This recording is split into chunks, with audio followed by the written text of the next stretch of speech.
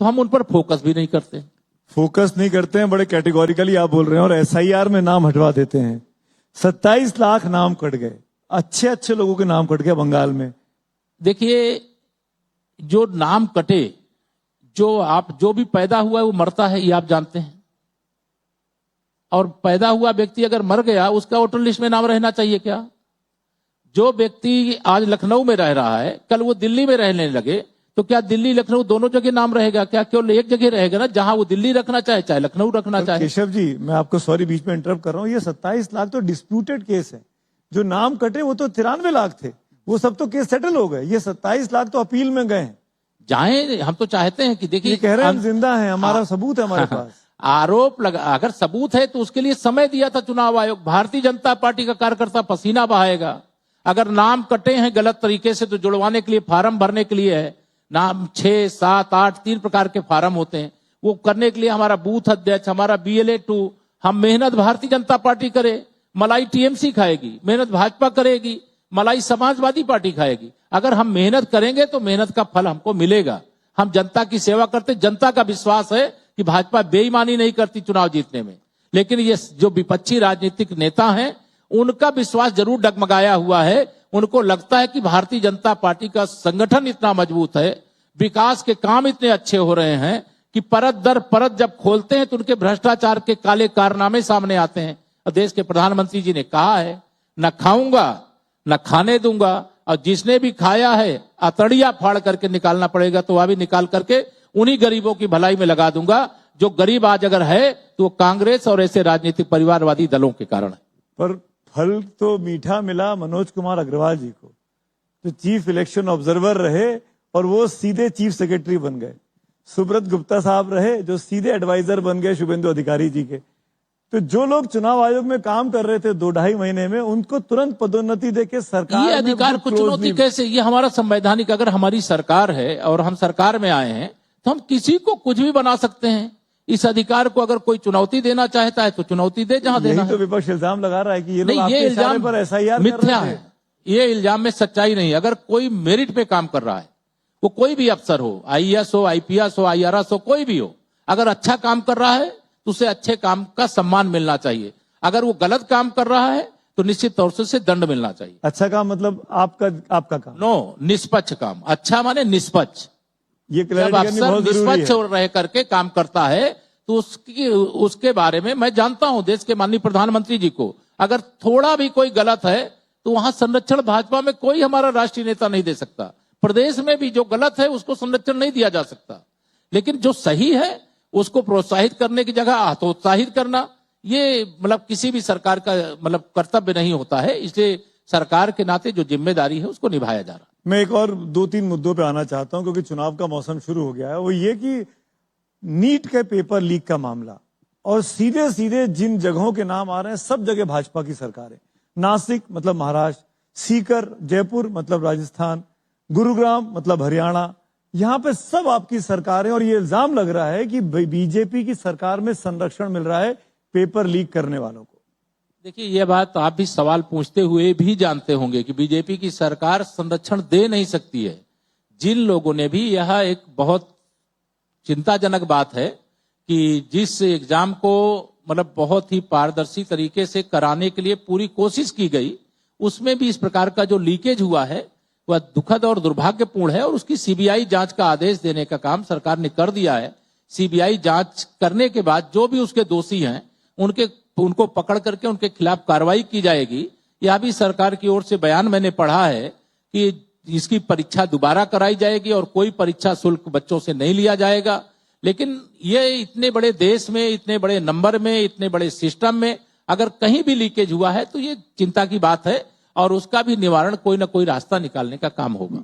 मैं, क्योंकि यूथ से जुड़ा हुआ मामला है, सब फर्स्ट टाइम वोटर्स होते हैं, आपके first time second time Gen Z का मामला है। 80-90 के करीब पेपर लीक हुए हैं बीते 10-12 सालों में, जब से बीजेपी की सरकारें रही हैं, और वो भी केंद्रीय एजेंसियों के द्वारा कराया जाता है। पहले तो कोई लीक होते भी रहे होंगे। हम उत्तर प्रदेश को जानते हैं, सूची भेजी जाती थी भर्तियों को लेकर के। लेकिन हमारी सरकार में अगर कहीं गड़बड़ हुआ है, उसका पता चला है, तो उस पर जो समुचित कार्रवाई होनी चाहिए, जांच होनी चाहिए, जो दोषी उनको दंड देना चाहिए, वो सब कुछ किया गया है। इस मामले में भी किया जाएगा। और युवा इस बात को समझता है, वो बुद्धिजीवी वर्ग माना जाता है, और वो यह बुद्धिजीवी वर्ग युवा जो हमारा है, जो सीपीएमटी परीक्षा में वह बैठ रहा है, उस को लेकर के नीट की परीक्षा में जब वो हिस्सा लेगा तो उसको ये मालूम है वो कितना प्रतिभाशाली है, कितनी बड़ी परीक्षा है, कितनी महत्वपूर्ण परीक्षा है। आने वाले समय में वो किसी न किसी क्षेत्र में चिकित्सक बन करके लोगों को स्वास्थ्य सेवा देने का काम करने वाला है। तो हमारी सरकार की मंशा कभी भी ऐसी नहीं थी। मैं इसलिए बोल रहा हूं कि ये जो राजस्थान के 2 लड़के हैं, ये तो आपके मदन दिलावर जी जो कि शिक्षा मंत्री हैं, उनके साथ तस्वीरें हैं फेसबुक पर। वहां के स्थानीय विधायक ने इनको बधाई दे रखी है हैप्पी एनिवर्सरी की 4 दिन पहले। राजनीतिक कार्यकर्ताओं की बड़ी मजबूरी होती है, किसी भी सार्वजनिक कार्यक्रम में जाएंगे, ठीक है, वहां पर जो भी आया हुआ है, कौन कैसा है कौन कैसा नहीं है, हम लोग भी डरते रहे। दिन भर में हम लोग भी हजारों फोटो खींच जाती है। अब सबका पहले आई कार्ड नहीं देखते कि तुम हो क्या, अब उसमें सार्वजनिक जीवन में रहने वाले व्यक्ति के साथ ये समस्या रहती है। तो विश नहीं करते हैं, हैप्पी एनिवर्सरी भी तो विश नहीं करते ना आप अपनी तरफ से। देखिए, हैप्पी एनिवर्सरी तो उसी को विश करते हैं जिसको आप जानते हैं। नहीं, कई ऐसे घटनाक्रम आते रहते हैं, हम लोगों को भी देखते हैं। कई मामले में कई ऐसे लोग पकड़ जाते हैं जो कभी न कभी हम लोगों के पास आते हैं आवेदन लेके, कोई समस्या लेकर के, हम लोग मदद भी करते हैं। लेकिन हमारे लोगों की मंशा ये नहीं रहती है कि ये सामने आने वाला व्यक्ति अगर अपराधी है तो उसके साथ तो फोटो जानते हैं तो नहीं खिंचाएंगे, लेकिन अगर नहीं जानते हैं, किसी के साथ आ गए हैं तो साथ में 10 लोग खड़े हैं, फोटो खिंचा ले गए, और बाद में वो अपने डीपी लगा भी देते हैं कि हम सीएम के साथ मिलाए, डिप्टी सीएम से मिलाए, मिनिस्टर से मिलाए। तो ये एक चुनौती है जिसका कैसे रास्ता निकाला जाए, यह आने वाले समय में। आपसे पूछता हूं, नीट जैसी परीक्षाएं जो सेंट्रलाइज कराई जाती हैं, मेडिकल के एंट्रेंस, इसका रास्ता क्या हो सकता है?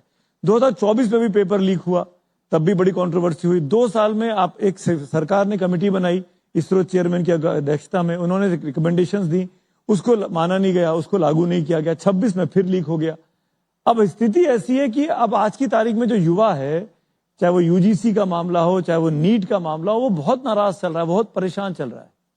इसका उनको विश्वास भी है कि इसका कोई और इससे फुल प्रूफ रास्ता निकाला जाएगा, और इस प्रकार की जो चुनौतियां आती हैं देश के सामने, जो राष्ट्रीय स्तर की परीक्षा है नीट की, इस प्रकार की परीक्षाओं में या किसी भी प्रकार की छोटी परीक्षाएं हो, बड़ी परीक्षाएं हो, पेपर लीक जैसी घटनाएं दुर्भाग्यपूर्ण ढंग से जो होती है, पहले होती रही हैं, उस समय पता नहीं चलता था। क्या एनटीए ठीक से काम नहीं कर पा रहा? नेशनल टेस्टिंग एजेंसी एनटीए के जो चेयरमैन मैं कल देख रहा था, मेरी बात तो नहीं हुई है, लेकिन उन्होंने जिम्मेदारी ली है कि हाँ, ये मेरी गलती से सब कुछ हुआ है।